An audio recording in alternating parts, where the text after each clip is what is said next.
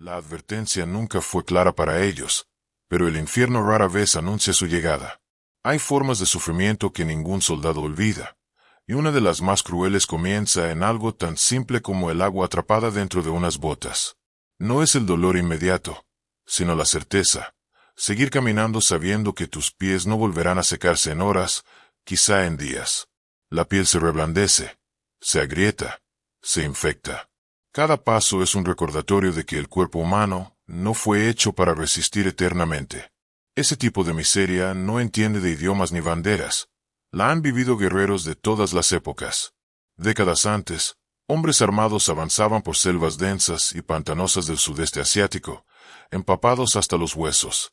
Pero incluso para aquellos soldados endurecidos por el combate, lo que les aguardaba iba mucho más allá del dolor físico. En ciertos lugares del mundo, la guerra no solo se pelea contra otros hombres, sino contra la propia naturaleza. Y a veces, la naturaleza gana. A finales del siglo XIX, África se convirtió en un tablero de ajedrez para imperios europeos. Lo que durante años había sido ignorado de pronto se volvió codiciado cuando se descubrieron riquezas bajo su suelo. Caucho, carbón, hierro, diamantes.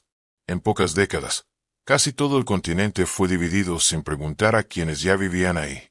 En ese contexto, el Imperio Británico fijó su mirada en el este africano, decidido a unir el interior de Uganda con el Océano Índico mediante una línea férrea que atravesaría territorios salvajes e implacables. La obra era monumental.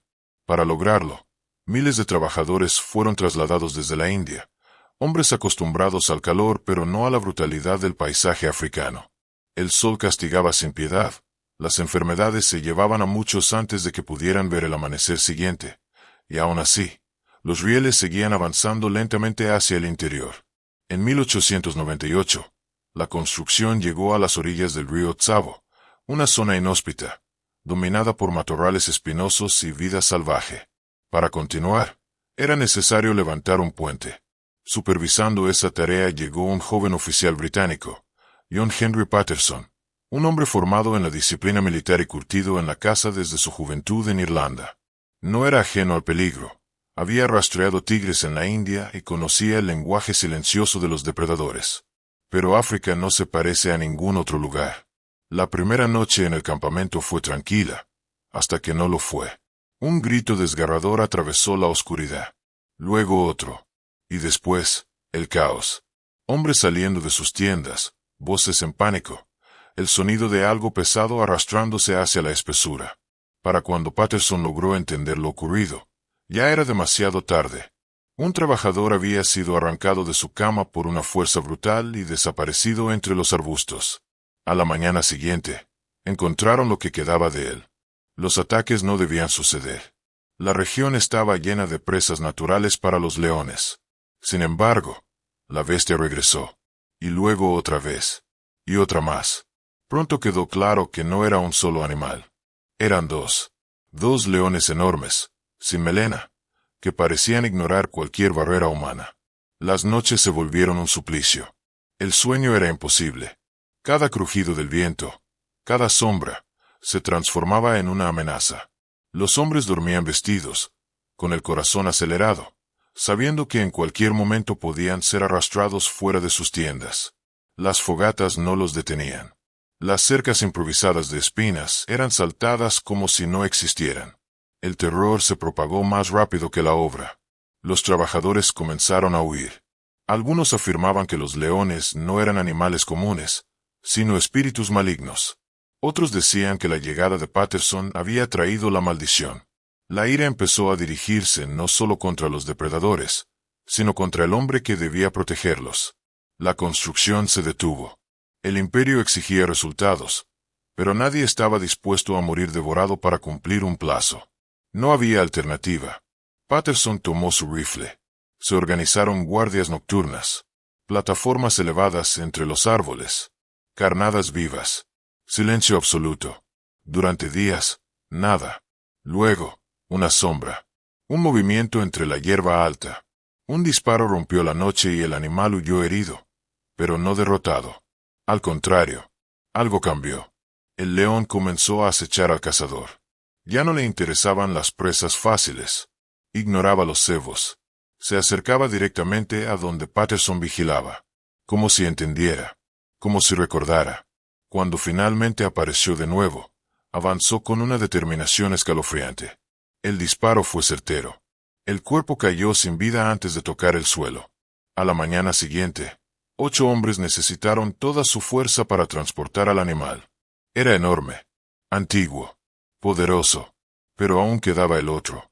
Pasaron semanas, fracasos, falsas alarmas, hasta que finalmente, el segundo león cometió el mismo error. Herido una vez, escapó. Herido otra, volvió. La última noche, ignoró todo y corrió directo hacia el árbol donde se ocultaba Patterson. Trepó. Rugió. Estuvo a segundos de alcanzarlo cuando los disparos lo atravesaron una y otra vez. Murió aferrado a una rama, todavía intentando matar. Con los 2 depredadores muertos, el silencio regresó. Los trabajadores volvieron. El puente fue terminado. El miedo quedó atrás, o eso creían. Con el tiempo, la historia se volvió leyenda. Las cifras variaron. Algunos dijeron decenas. Otros, más de 100 muertos. Nunca se sabrá con certeza. Lo único indiscutible es que, durante meses, 2 criaturas demostraron que incluso un imperio puede detenerse cuando la naturaleza decide reclamar su territorio. La selva puede ser un refugio o una sentencia de muerte. Todo depende del momento, del lugar y de quien tenga el control. Hay hombres que creen dominarla, que aprenden a moverse entre sus sombras como si fueran parte del follaje mismo. Pero la selva no pertenece a nadie, y cuando decide cobrarse algo, lo hace sin aviso ni misericordia. A principios de 1945, el imperio japonés ya no luchaba por la victoria, sino por el honor. El mundo se les venía encima desde todos los frentes. En el Pacífico, las fuerzas estadounidenses avanzaban con una precisión implacable, mientras que en Birmania, tropas británicas e indias presionaban con el objetivo de cortar rutas estratégicas y asegurar bases aéreas clave.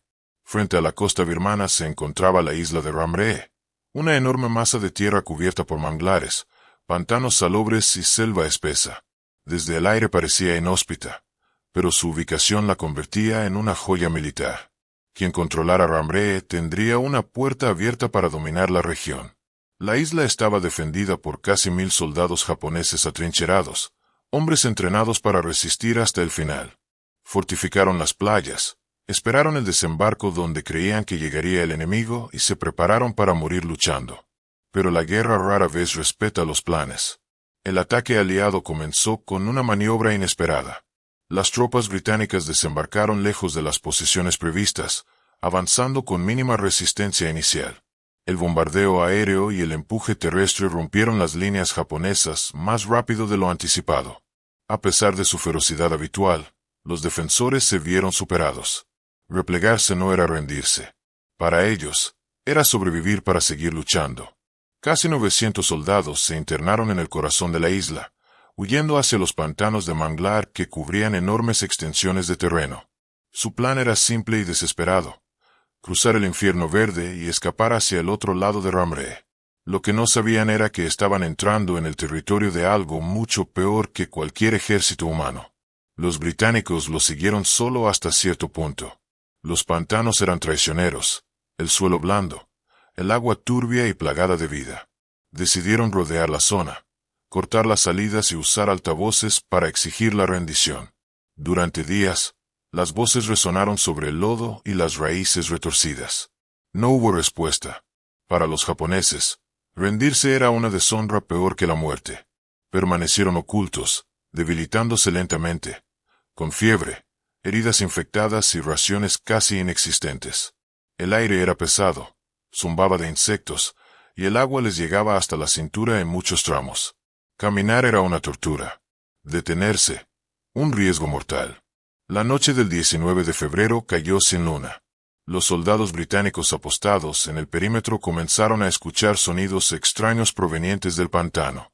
Al principio fueron disparos aislados, breves destellos en la oscuridad. Luego gritos largos, desgarradores, que no sonaban a combate. Sonaban a pánico puro. El agua se agitaba violentamente. Algo grande se movía bajo la superficie. Los alaridos se mezclaban con chapoteos, con el crujir de ramas rotas y un sonido profundo, húmedo, imposible de confundir una vez que se ha escuchado. Era el sonido de mandíbulas cerrándose. Los cocodrilos de agua salada eran los verdaderos dueños de Ram-Re. Algunos alcanzaban longitudes monstruosas, con cuerpos capaces de arrastrar búfalos y mandíbulas con una fuerza suficiente para pulverizar huesos humanos como si fueran ramas secas. No atacaban por ira ni estrategia militar. Atacaban porque ese era su mundo, y alguien había invadido su territorio. Los japoneses atrapados en el pantano no tenían a dónde huir. El agua les llegaba al pecho. La oscuridad era total. Cada paso podía significar pisar algo que se movía. Cuando los cocodrilos atacaban, no mataban rápido. Arrastraban a sus víctimas bajo el agua, giraban violentamente, arrancaban extremidades, ahogaban. Algunos hombres disparaban a ciegas. Otros gritaban los nombres de sus compañeros. Muchos simplemente desaparecían sin un sonido, tragados por el lodo y los dientes. Desde el exterior, los británicos observaban impotentes. Veteranos curtidos por años de guerra confesaron después que jamás habían escuchado algo tan aterrador. No era una batalla, era una matanza. Cuando amaneció, el pantano quedó en silencio. Los buitres comenzaron a descender, dando vueltas lentamente sobre el área. Durante los días siguientes, el horror continuó. Los sobrevivientes permanecían atrapados, debilitados, escuchando cada noche cómo el agua volvía a moverse. Algunos hombres, vencidos por el miedo, rompieron finalmente su código de honor y salieron del pantano con las manos en alto, famélicos, cubiertos de heridas y picaduras. Se entregaron sin resistencia. Nadie los juzgó. De los casi 900 soldados que habían huido hacia los manglares, apenas una veintena volvió a ver la luz del día. El resto murió en el pantano, ya fuera devorado, ahogado o consumido por las enfermedades y la deshidratación. Las cifras exactas nunca. La guerra no siempre termina cuando callan las armas. A veces continúa en la mente, en la sangre, en las decisiones que rompen para siempre la frontera entre lo humano y lo monstruoso. En África Occidental, durante los años 90, el conflicto que desgarró a Sierra Leona demostró que el depredador más peligroso no siempre camina en cuatro patas. Sierra Leona, un país pequeño en la costa atlántica, quedó atrapado en una guerra civil brutal que se prolongó durante casi una década. Bajo el liderazgo de Foday Sankoh, el Frente Revolucionario Unido se levantó contra el gobierno con un discurso de justicia social y reparto equitativo de la riqueza, especialmente la proveniente de los diamantes. Pero esas palabras pronto se vaciaron de significado. El conflicto degeneró rápidamente en una espiral de violencia sin límites. Aldeas arrasadas, mutilaciones, ejecuciones públicas, violaciones sistemáticas. Ningún bando salió limpio. Ambos afirmaban luchar por el pueblo mientras lo destruían. Uno de los aspectos más oscuros fue el uso masivo de niños soldados. Niños de 7, 8, 10 años arrancados de sus hogares, obligados a presenciar asesinatos, golpeados hasta quebrar su voluntad y luego armados. Para convertirlos en combatientes, les daban alcohol, drogas, anfetaminas. El objetivo era borrar cualquier rastro de miedo o compasión. Estos niños, despojados de su infancia, eran enviados a atacar pueblos enteros. Algunos disparaban, otros quemaban casas. Muchos participaron en masacres sin comprender completamente lo que hacían, guiados por adultos que habían aprendido a sobrevivir mediante el terror. Con el tiempo, organizaciones humanitarias comenzaron a llegar al país. Traían comida, refugio, médicos, pero también una misión urgente: rescatar a los niños y devolverles algo parecido a una vida. El proceso se conocía como desprogramación. Sacarlos del entorno militar, alejarlos de las armas, enfrentarlos a lo que habían vivido. No fue fácil. Muchos niños sufrían ataques de ira, pesadillas, adicciones. Algunos hablaban sin emoción de tiroteos y asesinatos. Otros se negaban a hablar. Pero entre esos relatos comenzaron a surgir historias aún más perturbadoras. En el año 2000, una escritora llegó a Sierra Leona para documentar testimonios sobre depredadores humanos. Entre los jóvenes que entrevistó estaba un muchacho llamado Francis. Había sido reclutado años atrás y servía como asistente en una unidad militar. Cuando empezó a hablar, lo hizo con la voz temblorosa. Contó que su unidad había tomado un campamento enemigo. Estaban famélicos. No habían comido en días. Las chozas aún ardían y los rebeldes habían huido. Encontraron una olla sobre el fuego. Comida caliente. Té. Carne. Comieron con desesperación. Francis dijo que buscó más carne con su cuchillo, hundiéndolo en la olla. Cuando lo sacó, no era un trozo de animal lo que colgaba de la hoja. Era una mano humana. En ese momento, el muchacho se derrumbó. Temblaba como si tuviera fiebre. El silencio alrededor era pesado, roto solo por el zumbido de las moscas. Hay historias que no buscan ser recordadas, pero regresan una y otra vez porque contienen verdades incómodas. No hablan de gloria ni de victorias claras. Hablan de límites cruzados, de momentos en los que el instinto reemplaza a la moral y la supervivencia se impone a cualquier código. Cuando se observan con atención, todas estas historias parecen conectadas por un mismo hilo. Cuando el miedo gobierna, la civilización es lo primero que se pierde. En los relatos de guerras pasadas, solemos enfocarnos en estrategias, armas, fechas y nombres. Rara vez se habla del entorno como un enemigo activo. Sin embargo, para quienes estuvieron ahí, la selva, el pantano y la noche fueron tan letales como cualquier ejército. No solo mataban el cuerpo, sino la mente. Los hombres que caminaron por África Oriental a finales del siglo XIX creían estar construyendo progreso. Rieles, puentes, comercio. Pero para quienes dormían en tiendas frágiles bajo cielos cargados de estrellas, el progreso tenía colmillos. Cada noche era una ruleta rusa. Cada amanecer era una sorpresa. Vivieron semanas sabiendo que algo los observaba desde la oscuridad, esperando el momento exacto para atacar. Décadas después, otros hombres se internaron en manglares creyendo que podían esconderse de la derrota. Lo que encontraron fue una noche interminable, agua hasta el pecho y sombras que se movían sin hacer ruido. En ese lugar, no existían rangos ni valentía. Solo presas y depredadores. El honor no servía de nada cuando la muerte llegaba desde abajo, girando, arrastrando, ahogando. Y luego, cuando uno cree haber visto lo peor que la naturaleza puede ofrecer, aparece el ser humano. Sierra Leona no fue el único conflicto brutal del siglo XX, pero sí uno de los que dejó al descubierto lo frágil que es la línea entre lo que consideramos civilizado y lo que realmente somos cuando todo colapsa. Allí no fueron animales quienes cazaron hombres. Fueron hombres quienes decidieron convertirse en algo peor. Los niños que crecieron empuñando rifles aprendieron demasiado pronto que la vida no tenía valor, que el dolor podía silenciarse con drogas, que matar era una orden, no una decisión. Algunos de ellos jamás lograron regresar por completo. Aunque dejaron las armas, la guerra nunca los dejó a ellos. Los trabajadores humanitarios que intentaron ayudarlos escucharon historias que no aparecían en ningún reporte oficial. Historias dichas en voz baja, con miradas perdidas, como si quien las contaba aún estuviera atrapado en ese momento. Relatos de hambre extrema, de rituales, de actos que no podían deshacerse aunque se pidiera perdón. No todos los testigos sobrevivieron. No todos los culpables fueron juzgados.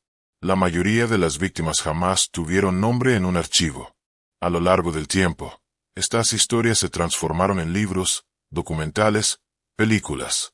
Algunas fueron exageradas, otras suavizadas. Pero incluso con distorsiones, el núcleo permanece intacto.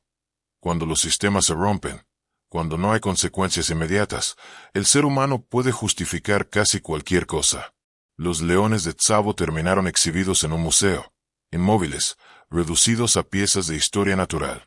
Los cocodrilos de Ramree siguieron viviendo en silencio, ajenos a la fama que les adjudicaron. Pero los recuerdos de Sierra Leona siguen vivos en quienes los cargan todos los días. Tal vez por eso estas historias siguen contándose, no como entretenimiento, sino como advertencia. Porque la guerra no solo enfrenta a bandos opuestos, enfrenta a las personas consigo mismas. Obliga a elegir entre resistir o ceder, entre conservar la humanidad o abandonarla por completo. Algunos sucumben al miedo, otros al hambre, otros al poder. Y algunos descubren que el verdadero monstruo no acecha desde la selva ni desde el agua oscura, sino desde dentro.